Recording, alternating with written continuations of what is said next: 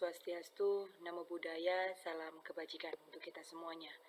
Perkenalkan, saya Irfani Zuhrufillah, Esos MIKOM, salah satu dosen pengampu di program studi ilmu komunikasi Universitas Gadjayana di Kota Malang. Untuk video kali ini saya akan menjelaskan mengenai kontrak kuliah dan RPS dari salah satu mata kuliah yang saya ampu di semester genap. Dari beberapa mata kuliah tersebut, salah satu mata kuliah yang kali ini akan saya sampaikan adalah mata kuliah Public Speaking. Mata kuliah ini memiliki kompetensi teoritis dan praktik, ya, sehingga pada pelaksanaannya, pada program delivery-nya, mahasiswa juga tidak hanya sekedar mempelajari teori, tetapi juga bagaimana praktik dan menuju praktik yang secara full itu tadi, begitu, untuk mencapai capaian pembelajaran. Nah, dalam mata kuliah Public Speaking, capaian pembelajaran yang ditetapkan adalah mahasiswa mampu menganalisis konsep dasar public speaking, macam-macam public speaking, juga memahami gestur, sikap, dan etika public speaker. Kemudian memiliki ketepatan mendesain naskah public speaking, memahami konsep improvisasi serta mempraktekkannya, dan yang terakhir adalah mampu mempraktekkan kepembawaan acara, baik itu formal maupun non-formal. Dalam rencana pembelajaran semester, ada beberapa kemampuan akhir yang direncanakan mengenai menguasai pengertian public speaking, di mana ini meliputi pengertian public speaking dan macam-macam public speaking, lalu memahami keunggulan dan manfaat dari public speaking. Ini menjelaskan keunggulan public speaking dan menjelaskan manfaat dari public speaking. Berikutnya adalah menguasai dasar variasi vokal bagi public speaker. Nah, di sini juga mahasiswa akan diharapkan bisa praktek dan latihan, karena ini adalah salah satu skill yang dibutuhkan seorang public speaker, yakni penguasaan variasi vokal. Nah, berikutnya adalah penguasaan bahasa nonverbal bagi public speaker, meliputi gestur, meliputi sikap, meliputi etika bagi seorang public speaker. Kemudian penguasaan berikutnya adalah tentang teknik menulis naskah public speaker, dan ini juga diharapkan mahasiswa mampu mempraktikkan dan membuat sendiri, mempelajari dari contoh-contoh yang sudah ada. Berikutnya adalah memahami struktur menulis naskah pidato, kemudian juga memahami alat bantu bicara public speaker, karena ini juga diperlukan bagi mereka, tidak hanya mendeskripsikan saja alat bantu public speaker, ya, tapi juga mampu menjelaskan dan memahami tata cara menggunakan alat bantu tersebut. Berikutnya adalah menguasai teknik improvisasi. Nah, ini beberapa macam-macam improvisasi akan diberikan kepada mahasiswa, dan bagaimana kegunaannya serta bagaimana penguasaannya. Maka dalam materi ini nanti mahasiswa akan langsung praktek pada beberapa macam-macam improvisasi setelah sebelumnya menulis naskah yang sudah ditetapkan. Dan pertemuan terakhir adalah memahami MC formal dan non-formal, tidak hanya memahami perbedaan dasar saja antara MC formal dan non-formal, tetapi juga memahami keunggulan dan sekaligus mempraktekkan langsung bagaimana MC formal dan juga MC non-formal. Nah, untuk itu mahasiswa juga akan diinformasikan mengenai capaian pembelajaran ini dan apa saja nanti yang akan dipelajari, materi-materi, subbab-subbab yang sudah disiapkan. Oleh karenanya, saya sudah menyiapkan kontrak kuliah yang akan diinformasikan kepada seluruh mahasiswa pada pertemuan pertama. Baiklah, ini adalah kontrak kuliah dari mata kuliah Public Speaking yang ini akan diberikan kepada mahasiswa pada pertemuan pertama. Pada pertemuan pertama, mahasiswa akan diinformasikan mengenai capaian pembelajaran mata kuliah Public Speaking. Capaian pembelajaran ini mengacu kepada RPS yang ada. Dari capaian pembelajaran yang ada, mahasiswa juga akan diinformasikan mengenai subcapaian pembelajaran yang nantinya ini akan menjadi acuan bagi tugas pembuatan makalah yang nanti akan menjadi tugas pertama bagi para mahasiswa. Ini adalah subcapaian pembelajaran. Kemudian berikutnya mengenai metode perkuliahan. Metode perkuliahan yang pertama adalah ceramah. Metode ini digunakan untuk memberikan motivasi, menjelaskan konsep atau materi esensial, dan penyampaian kesimpulan serta pendapat. Dalam konsep ceramah ini tidak hanya dosen tetapi juga mahasiswa. Jadi dosen berharap mahasiswa juga bisa memberikan informasi pada perkuliahan tersebut sehingga kedua belah pihak sama-sama saling memperkaya informasi seputar public speaking. Berikutnya adalah presentasi. Presentasi ini juga dilakukan oleh dosen dan mahasiswa. Nah, pada proses presentasi ini yang dilakukan oleh mahasiswa, ini juga menjadi salah satu dari metode penilaian pada penugasan pertama yang menjadi satu paket dalam penugasan pembuatan makalah.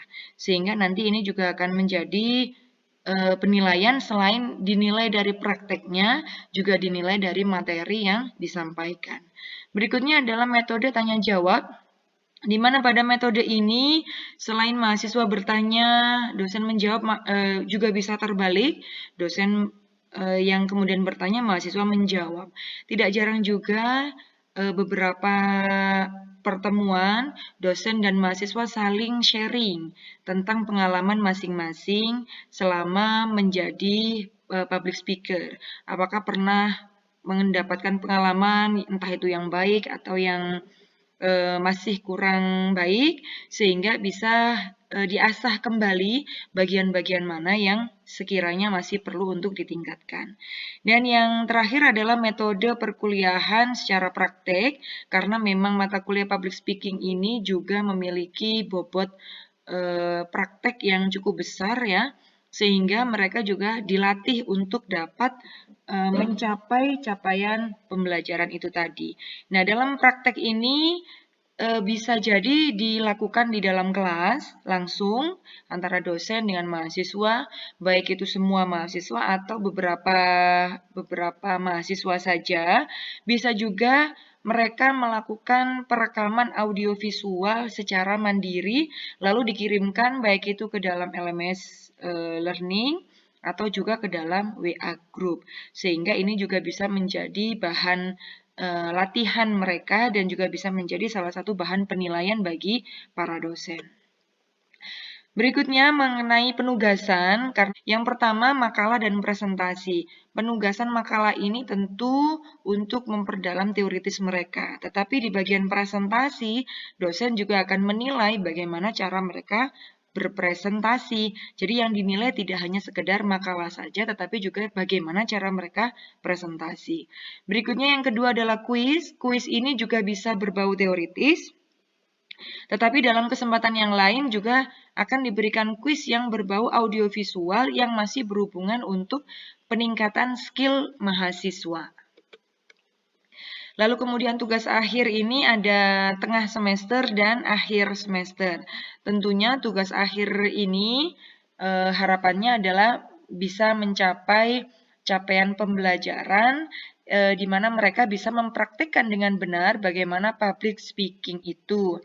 Kemudian bagaimana mereka bisa melaksanakan public speaking dengan tepat, terutama pada presentasi dan juga kemudian pada improvisasi.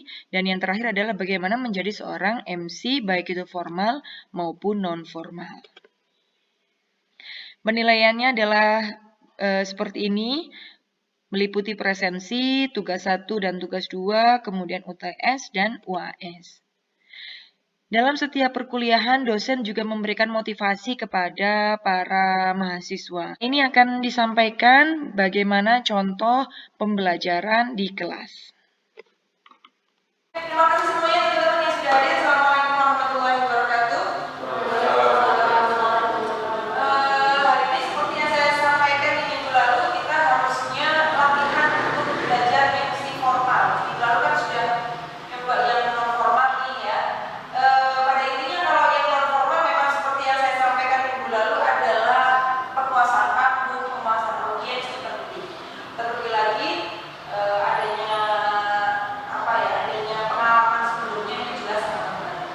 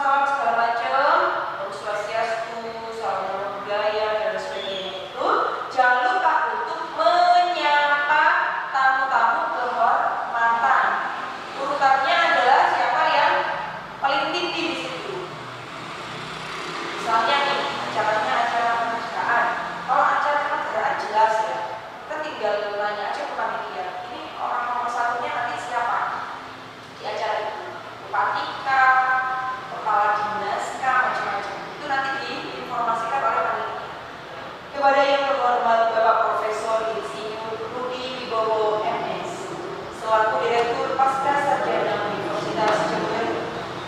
Karena banyak, jadi di belakang jangan diturunkan nadanya. Yang kami hormati Ibu Dr. Luputu Suciani selaku Kapolri MPS DAP atau AL Pasca Sarjana Universitas Jember. Yang kami hormati Bapak Dr. Wahyu Surakusuma dan Bapak Dr. Fuad Muhammad selaku narasumber serta Bapak Ibu peserta seminar online yang berbahagia. Selama itu bisa banyak banget. Tapi kalau dalam acara kenegaraan biasanya tidak terlalu banyak. Siapa tamu paling penting, kemudian kepala-kepala itu ya disingkat biasanya.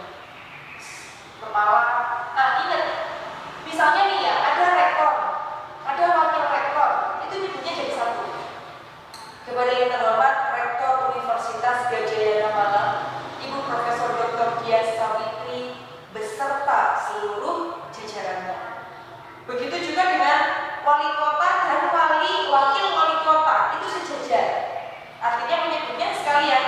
Yang kami hormati wali kota Malang beserta wakil wali kota Malang, yang kemudian yang lain disebutkan begitu saja. Kalau menyebutkan dua-duanya, nggak usah disebutkan nama, disebutkan jabatan saja. Oke? Misalnya setelah rektor, kan ke bawahnya lagi apa? Fakultas ya, berarti dekan. Yang kami hormati Dekan Fakultas Ilmu Sosial dan Budaya Universitas Gadjah Malang beserta seluruh jajarannya. Nanti Kapolri juga beserta seluruh jajarannya. Nah itu biasanya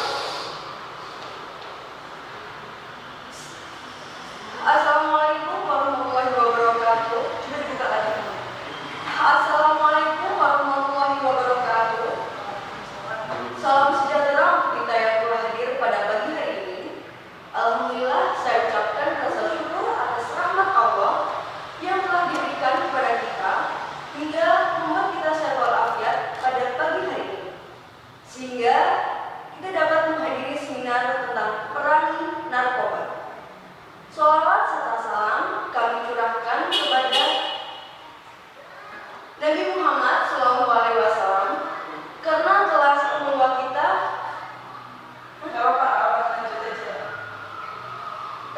membawa kita semua ke zaman penerangan seperti saat ini. Sebelum memasuki acara ini, saya ucapkan selamat datang kepada Ibu ya. Selamat datang kepada Dr. Yana Handi. Mana? Ya, Pak, ya Dr. Yana Handi. Dr. Yana Handi beserta rombongan. Selamat datang saya ucapkan kepada Insinyur Andi Sucipto selaku Kapolda Gajayana. Selamat datang saya ucapkan juga kepada Dr. Lana Widiatama selaku dokter RSUD Gajayana. Tidak lupa saya ucapkan terima kasih kepada hadirin yang telah hadir pada acara ini. Hadirin yang saya hormati, marilah kita panjatkan doa sesuai agama dan keyakinan masing-masing agar acara seminar tentang narkoba ini bisa berjalan dengan kondusif dan lancar. Berdoa mulai.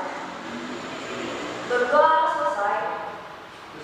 Hadirin yang saya hormati, saya selaku pembawa acara akan membacakan susunan acara seminar pada pagi hari ini, meliputi pembukaan, sambutan-sambutan, seminar tentang narkoba yang dijelaskan oleh Dr. Yana Handia selaku pemimpin seminar, seminar tentang dampak dari narkoba yang dijelaskan oleh Insinyur Andi Sucipto selaku Kapolda Gajayana, sesi tanya jawab, sesi tanya jawab antara pemberi materi dengan peserta seminar, berbagi pengalaman dari mantan pemakai narkoba, ikrar dalam mencegah penggunaan narkoba, doa, dan yang terakhir penutup. Itulah susunan acara seminar tentang peran narkoba secara terbuka. Untuk mengefisienkan waktu, langsung masuk dalam acara selanjutnya. Selanjutnya saya persilakan kepada